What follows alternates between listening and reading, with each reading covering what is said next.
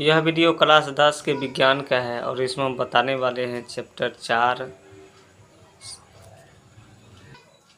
Carbon एवं उसके यौगिक का प्रश्न उत्तर। यह अभ्यास का है। क्वेश्चन नंबर 5 है इलेक्ट्रॉन बिंदु संरचना बताइए। इसमें है पहला एथेनोइक अम्ल, ठीक है। उसके बाद है BH2S hydrogen sulphide, C propanone और D F2। तो यहाँ पर हमने एथेनोइक अम्ल यानी CH3COOH, तो यहाँ कार्बन के साथ 3 हाइड्रोजन दिखाए हैं यहाँ पर। उसके बाद फिर एक कार्बन के साथ CO दिखाएंगे इधर, और फिर O यहाँ दिखाए हैं। उसके बाद एक H है यहाँ पर कार्बन भी अपना अष्टक पूरा कर लिया है और हाइड्रोजन भी अपना द्विक पूरा कर लिया है। हाइड्रोजन भी उसी टाइप से यहाँ भी ऑक्सीजन जो है अपना अष्टक पूरा किया है और हाइड्रोजन द्विक पूरा किया है। और ऑक्सीजन के बाहरी कक्षा में 6 ही इलेक्ट्रॉन होते हैं, 2 इलेक्ट्रॉन को साझा किया है, ठीक है। और ये अपना अष्टक पूरा कर लिया है। उसके बाद है H2S B नंबर है, तो हाइड्रोजन देखो 2 है और सल्फ़र 1 है। सल्फ़र एक परमाणु संख्या 16 होती है और इसकी बाहरी कक्षा में 6 इलेक्ट्रॉन होते हैं, ठीक है। तो 2 2 4 1 5 1 6। हाइड्रोजन की बाहरी कक्षा में 1 इलेक्ट्रॉन होते हैं, तो हाइड्रोजन 1 इलेक्ट्रॉन को साझा करके द्विक पूरा कर लिया है। उसी प्रकार यह हाइड्रोजन भी द्विक पूरा किया है। और सल्फ़र जो है 2 इलेक्ट्रॉन को साझा किया, एक यहाँ से और एक यहाँ से, तो ये अपना अष्टक पूरा कर लिया है। उसी प्रकार C है प्रोपेनॉन यानी CH3COCH3, तो यहाँ पर कार्बन 3 है। पहली कार्बन में 3 हाइड्रोजन, तो 3 हाइड्रोजन को यहाँ पर दिखाया गया है, ठीक है। और दूसरी कार्बन में CO को दिखाएंगे, उसके बाद O को दिखाएंगे, उसके बाद C है लास्ट, इसके साथ 3 हाइड्रोजन है। हाइड्रोजन अपना जो है इसमें द्विक पूरा कर लिया है और कार्बन भी अपना अष्टक पूरा कर लिया है और दूसरे और तीसरे कार्बन भी अपना अष्टक पूरा कर लिया है। उसके बाद है F2, ठीक है। F2 संरचना देख लिया जाए, इस प्रकार से है। तो एक फ्लोरीन है, तो फ्लोरीन भी अपना अष्टक पूरा कर लिया है, ठीक है, साझा करके। तो ये भी अपना जो दूसरे फ्लोरीन है वो भी अपना अष्टक पूरा कर लिया है, तो ये फ्लोरीन का अणु हो गया है। चलिए, उसके बाद है क्वेश्चन नंबर 6 समजातीय श्रेणी क्या है, उदाहरण के साथ समझाइए। उत्तर कार्बनिक यौगिकों का वह समूह जिनका सामान्य सूत्र एवं क्रियात्मक समूह एक जैसा होता है उसे समजातीय श्रेणी कहते हैं तथा उसके सदस्यों को समजात गण कहते हैं। समजातीय श्रेणी के सदस्यों के निम्नलिखित लक्षण हैं। पहला, सभी सदस्यों को एक समान सूत्र द्वारा प्रदर्शित कर सकते हैं। दूसरा, सभी सदस्यों का एक ही क्रियात्मक समूह होता है। तीसरा, प्रत्येक क्रमागत सदस्य के अणु सूत्र में CH3 का अंतर होता है। 4, प्रत्येक क्रमागत सदस्य के अनुभार में 14 U का अंतर होता है। 5, किसी एक सदस्य का गुण धर्म के आधार पर सभी सदस्यों का समान गुण धर्म ज्ञात कर सकते हैं। अब है क्वेश्चन नंबर 7। क्वेश्चन नंबर 7 है भौतिक एवं रासायनिक गुणधर्मों के आधार पर एथेनॉल, एल्कोहल एवं एथेनोइक अम्ल, कार्बोक्सिलिक अम्ल में कैसे अंतर करेंगे। तो भौतिक गुण में देखना एथेनॉल और एथेनोइक अम्ल। पहला, इसकी विशिष्ट अभिलाक्षणिक गंध होती है और इसमें इसकी सिरके जैसी गंध होती है। दूसरा, इसका क्वथनांक 351 केल्विन होता है और इसमें दूसरा इसका क्वथनांक 391 केल्विन होता है। तीसरा, इसका गलनांक 156 केल्विन होता है और इसका गलनांक 290 केल्विन होता है। आप देखेंगे रासायनिक गुण, एथेनॉल में यह उदासीन पदार्थ है और यह अम्लीय पदार्थ है। दूसरा, एथेनोइक अम्ल Na2CO3 मतलब सोडियम कार्बोनेट से अभिक्रिया नहीं करता है। यह सोडियम कार्बोनेट से अभिक्रिया करके सोडियम लवण एवं CO2 गैस बनाता है। तीसरा है क्षारीय पोटेशियम परमंगनेट की उपस्थिति में एथेनोइक अम्ल बनाता है। ठीक है, एथेनोइक जो है अम्ल बनाता है, जैसे C2H5OH, पोटेशियम परमैंगनेट और एल्कोहलिक। ठीक है, ये बनाएगा CH3COOH। ठीक है, एथेनोइक अम्ल। यह क्षारीय KMnO4 से अभिक्रिया नहीं करता है, अतः KMnO4 का रंग भी नहीं उड़ता है। ठीक है, और इसमें थोड़ा है, इस क्रिया में KMnO4 का बैंगनी रंग उड़ जाता है। अब है क्वेश्चन नंबर 8। क्वेश्चन नंबर 8 है,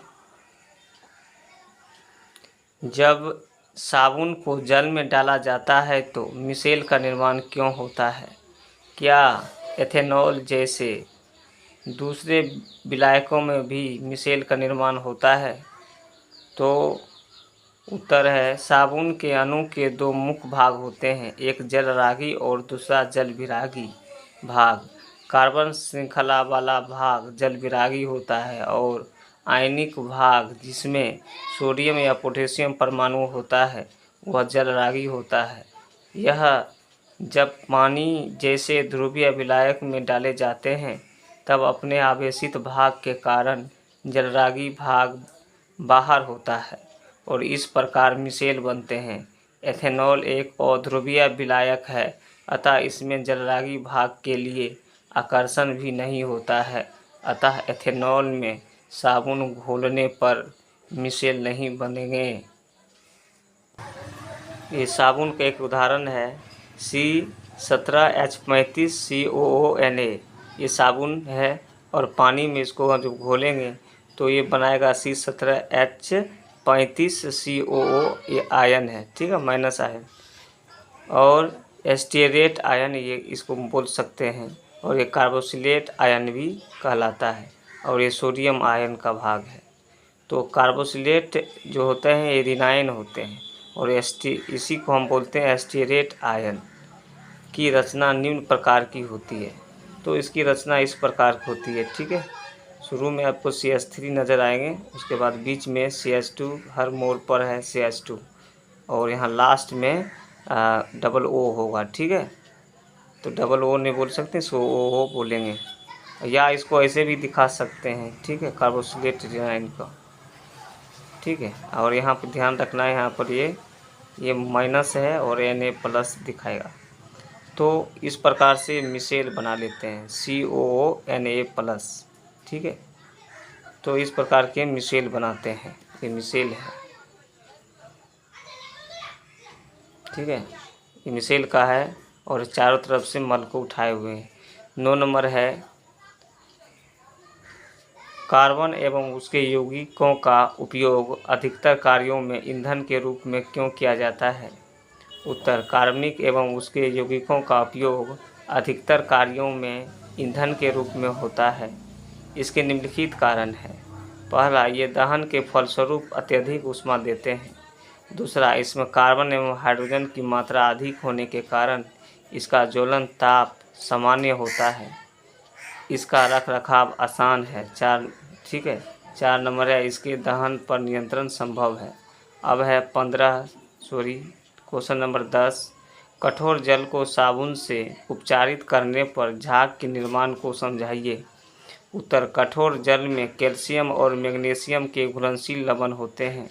जब साबुन से ये लवण क्रिया करते हैं तब अघुलनशील लवण बनाते हैं, जिसे स्कम या झाग कहते हैं।